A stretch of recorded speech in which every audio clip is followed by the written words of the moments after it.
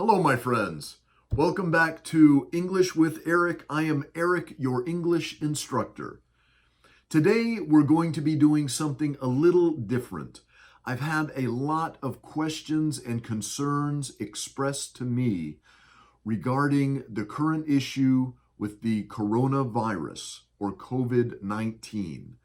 A lot of my private students and a lot of you here online have said they do not understand a lot of the words and phrases that they are seeing currently in the news. So what we're going to do today is we're going to go through some of the most popular words and phrases in relation to the coronavirus. Are you ready, my friends? Let's get started.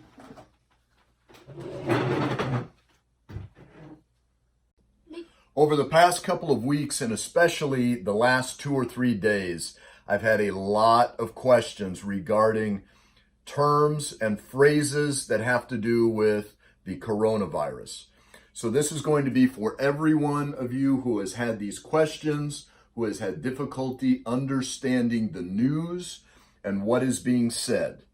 All right, we're going to go over some of these terms one by one.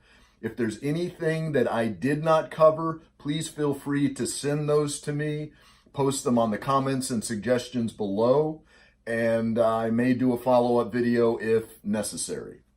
All right, let's get started. Of course, the very first is going to be COVID-19 itself.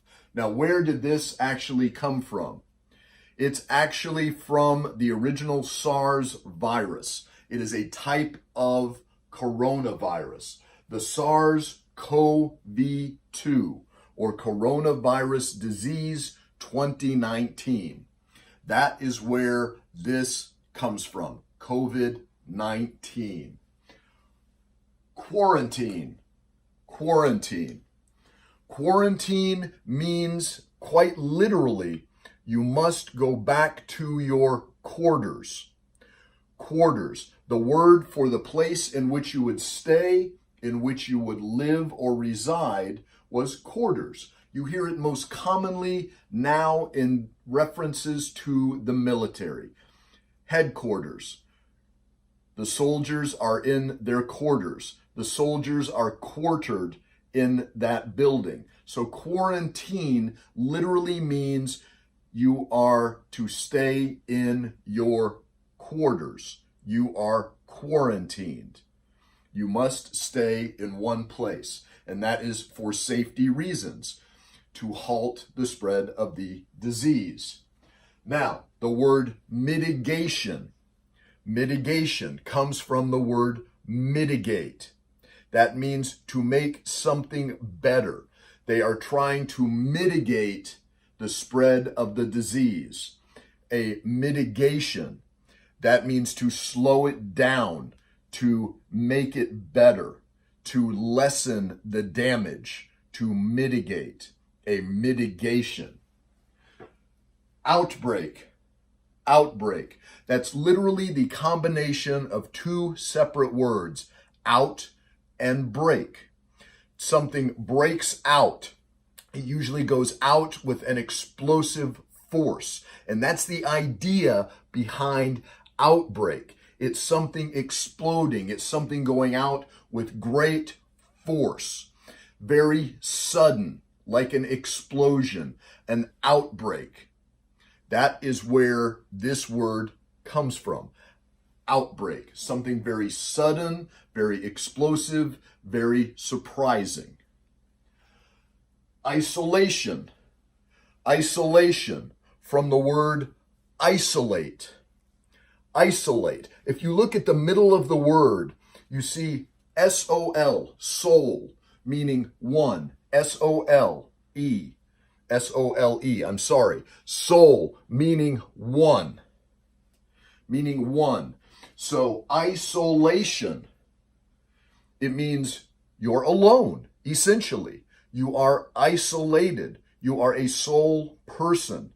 You are by yourself. Isolated, alone. Very similar to quarantine. Very similar. You are in isolation. You are in quarantine. This is to protect other people from you.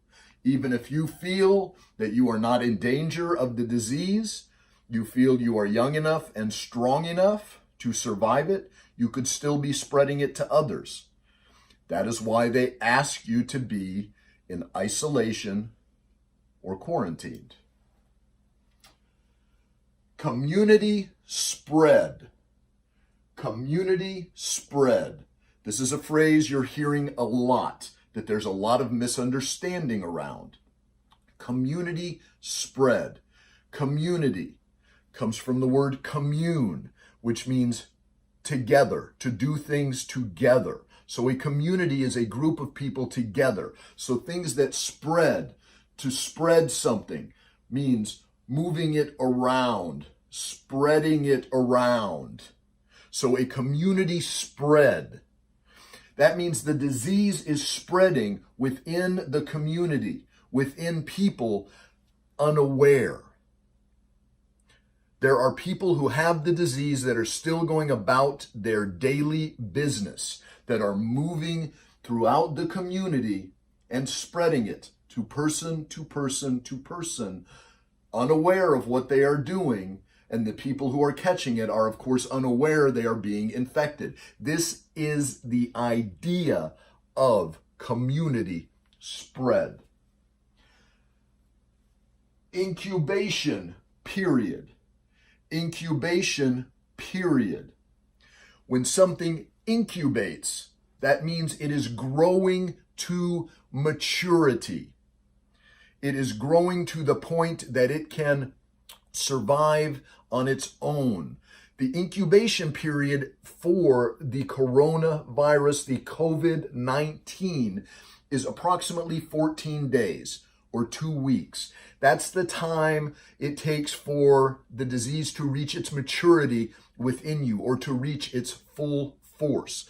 This is the incubation period. Period referring to the amount of time that it takes for something to reach its maturity. You refer as eggs are incubating. You say an egg incubates until it hatches and the chicken or the chick emerges. That's incubation. Same for the virus. It takes it a while, 14 days, to reach the point where you realize that you have it. During those 14 days, you can be spreading it. Panic. Panic. Now, common word, we probably all know what that means. It comes from the Greek god Pan. Pan. And during Pan's celebrations, the woodland god Pan, people would get very wild. They would get very crazy. Hence the idea of panic, going wild, losing your mind. Panic. Panic from the great god Pan. Panic. Case by case basis. That means they are studying this. This is still something that is very unknown. This is a brand new thing. So it is being studied one person at a time, or a case by case basis. One at a time, one individual at a time. Presumptive positive. Presumptive positive. If you presume something, that means you are assuming it is. You are not completely sure. You don't have all the facts. So if you presume someone is positive for the disease, it means you are assuming they have the disease. A presumptive positive is someone you believe has the disease without having all of the facts. And therefore, you would quarantine or isolate the individual. Containment. Containment. If you contain something, you are putting it within something. You are putting a boundary around it. You are containing it. That is what every country, every nation, every city is trying to do right now. They are trying to contain this virus. They are trying to prevent it from spreading to other areas. They are isolating people. They are quarantining people. They are preventing them from going to work.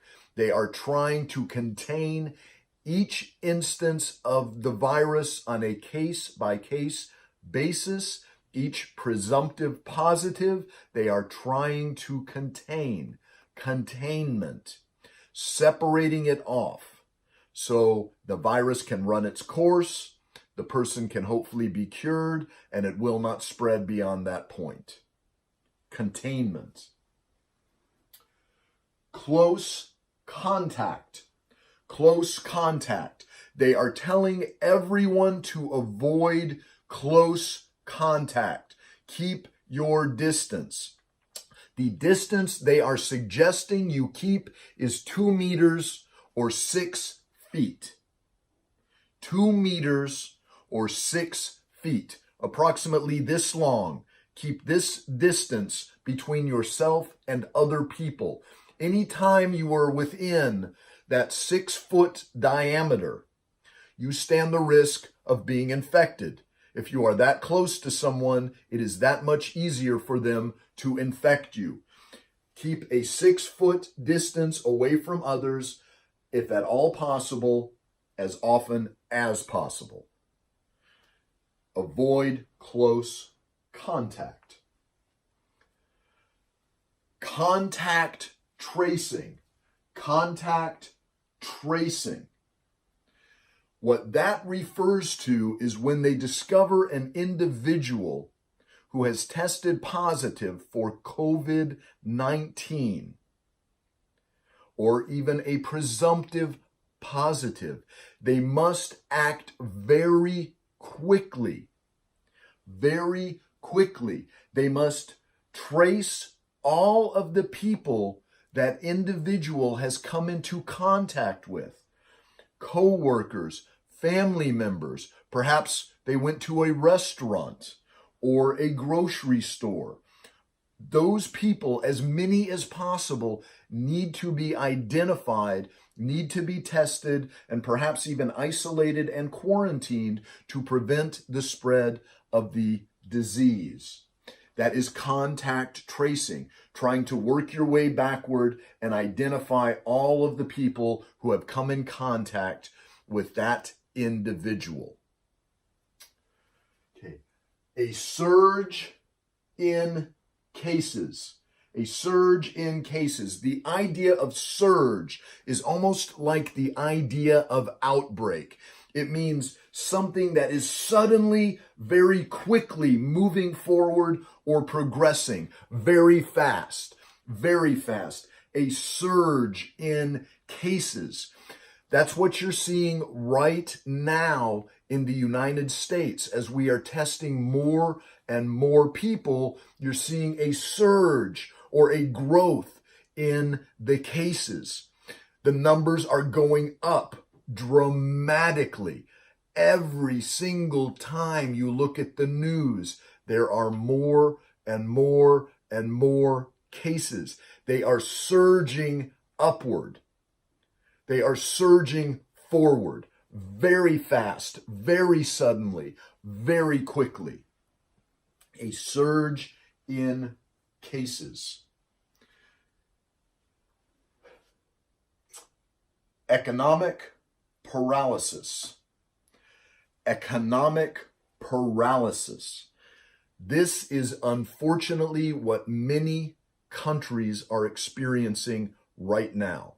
Many of the areas in China, France, many areas in the United States, places such as Italy that are being seriously affected by this disease are shutting down. Their retail establishments are basically shutting down their economy. They're telling everyone to stay home. Stay out of the stores, stay out of your businesses, stay in your home, isolate yourselves, quarantine yourselves. They are asking people to do this voluntarily In some places, they are enforcing this by law, even by the use of the military. They are fining people.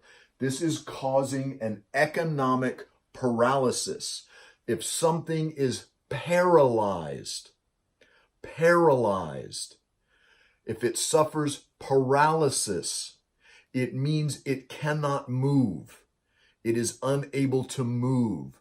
This means the economy has come to a stop. It has stopped. Money is not being made. Money is not being spent. The economy is at a standstill. This, of course, if it continues, it's going to cause even greater problems. It can be catastrophic to the economy. We're seeing the effects right now in the stock market, in the way it has plummeted. It will probably continue to do so for a while. Economic paralysis. Social distancing. Social distancing. If you are social, if you are part of a society, it means you are associating. Social, society, association. You are associating with other people. Social. So, social distancing. Distance means you are apart. There is a distance in between my hands. A distance. It is important for you to maintain a social distance. Remember the idea of close contact. Close contact. Very similar to social distancing. Social distancing. Stay away from people. Stay out of social situations. Avoid large gatherings. Social distancing. Global upheaval. Global upheaval. Global, the globe. If something is a globe, it is a sphere, it is a circle, it is a ball. The globe refers to planet Earth. When someone says global, they're referring to something that has an effect on the entire planet. Upheaval. Upheaval, the word up, going up. And to heave means to move something with great force. So a global upheaval is the entire planet, the entire earth is in upheaval. It is changing. It's the idea of an earthquake. The way an earthquake can dramatically change the landscape, the way it can create whole new mountains, whole new islands. It's that idea of upheaval, something happening on a massive scale. Global upheaval.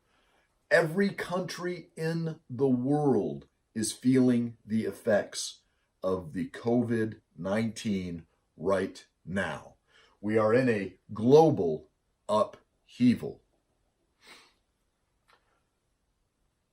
Epidemic. Epidemic. If something is an epidemic, it's something that is spreading. Now, an epidemic is different from what we're going to see here in a moment. Pandemic. An epidemic can be the spread of a disease, but it can be very localized. It can be localized to one country, one area, a particular continent. An epidemic. That is the spread of a disease on a smaller scale. Pandemic. Pandemic. Again, we're seeing that word, that suffix pan, panic. Pan also means all, or everything. So a pandemic is not localized. It's literally everywhere. It is everywhere. So a pandemic is, remember that word? global. A pandemic is global. It's everywhere. It's an epidemic that has spread across the globe. A pandemic. Public health orders. Public health orders. Now, these are orders, things that you are told to do that are mandatory, meaning you have to do them. Public health. The public, that is society, that is everyone. You and me, we are part of the public. Health, our health, that is the condition of our bodies, our well-being. It can also refer to our mental health.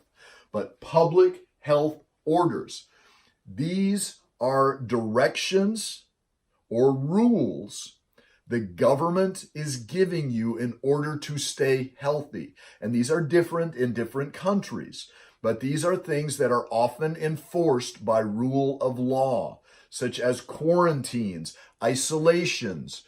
Businesses must shut down.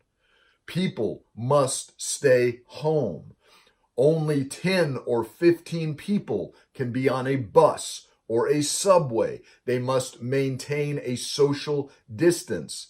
They cannot have close contact. These are public health orders. Directives that are issued by the government to keep you healthy. Flattening the curve. Flattening the curve. That's the idea. If you look at a graph and you see the cases going up and up and up and up, when they say flattening that curve, what they're trying to do is isolate each case, spread them out, literally flatten that curve, make it lower. That's the idea of flattening the curve.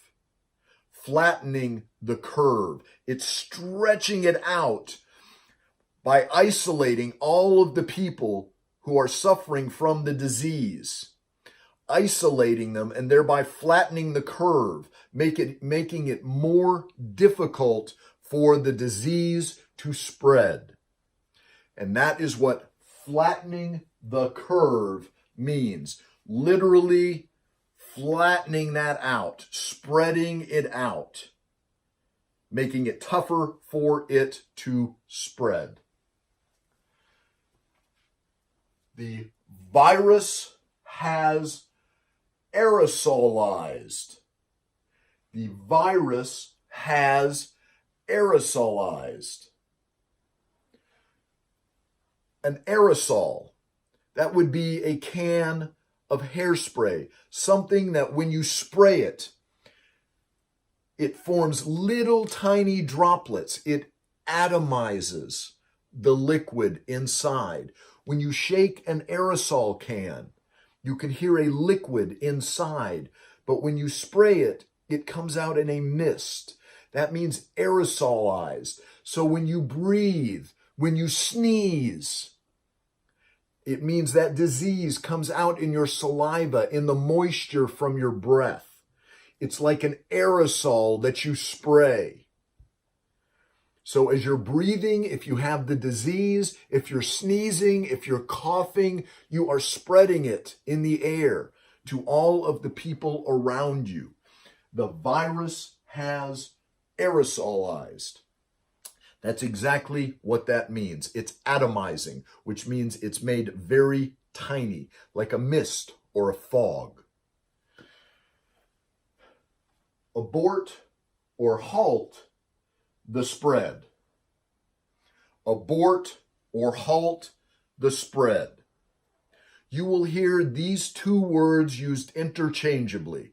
Abort or halt. Abort or halt. Both of them mean stop.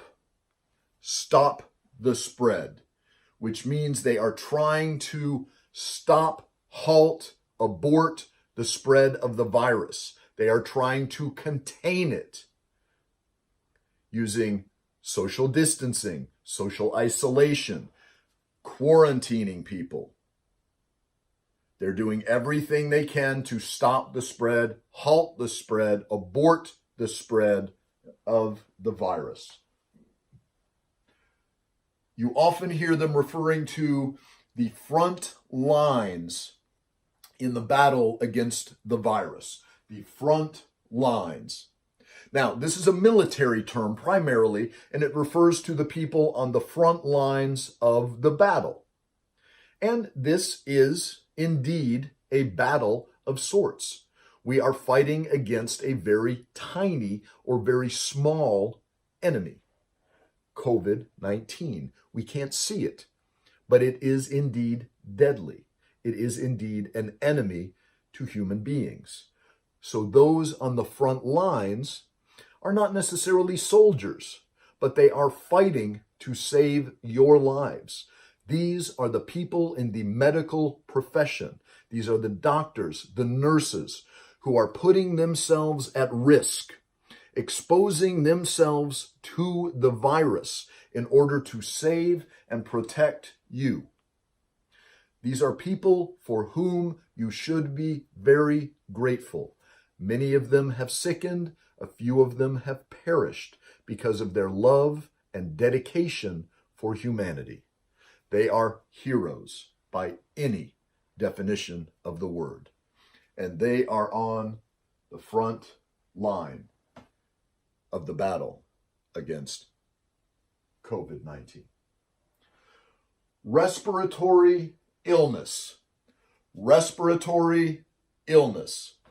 Of course, an illness is a sickness or a disease. An illness. If you are ill, you are not well. If you are well, you are not ill. If you have an illness, you have a sickness. Respiratory illness. Respiration. Breathing. Respiration. Respiratory illness would be an illness that affects your lungs. It affects your ability to breathe. It can kill you by suffocating you, by limiting your ability to get oxygen into your body and to your brain and to your heart and to your muscles and to your organs. A respiratory illness can be fatal, and this indeed is fatal in many very sad instances.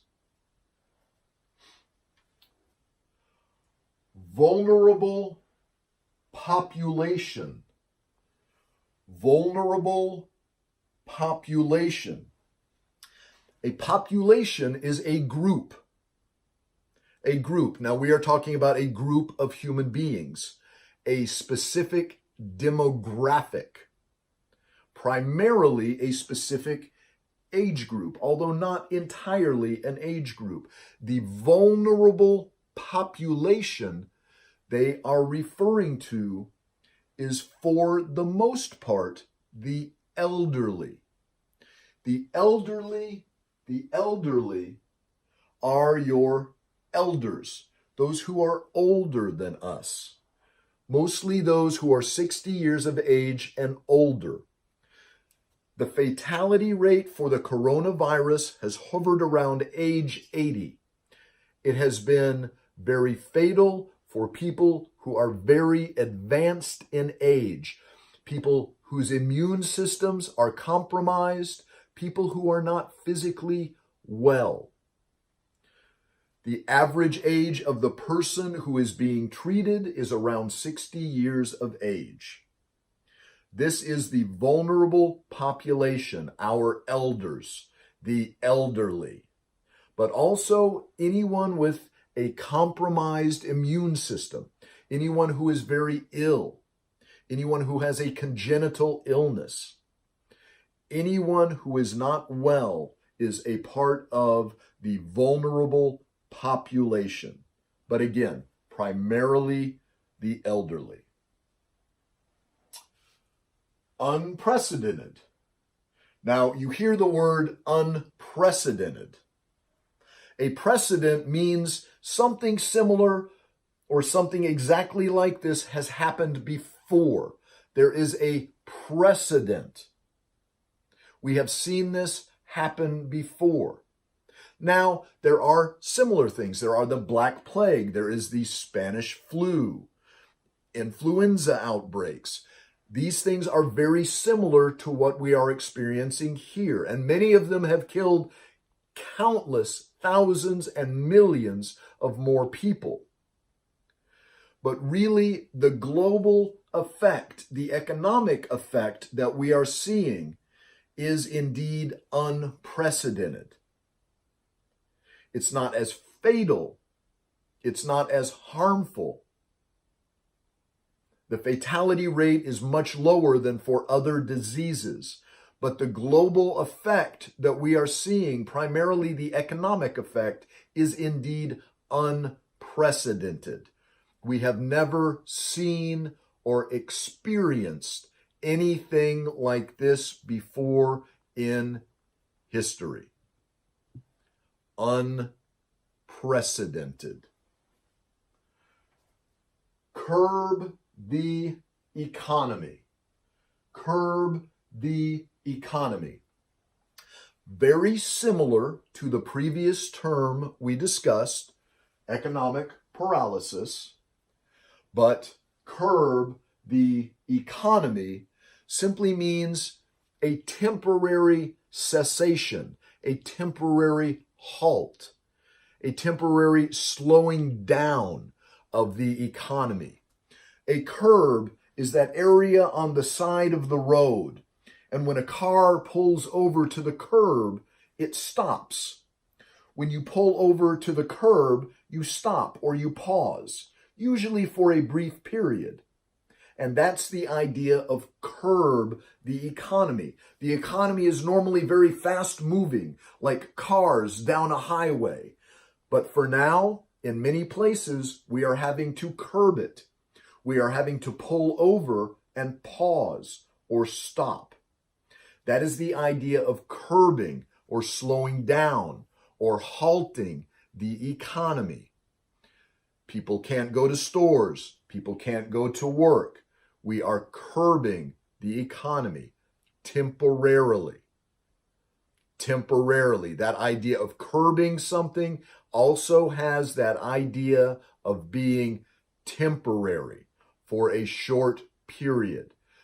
We will once again pull out into traffic and start going forward. It's only temporary. Dispatch supplies. Dispatch supplies. That means they are sending out supplies where they are needed. They are dispatching them.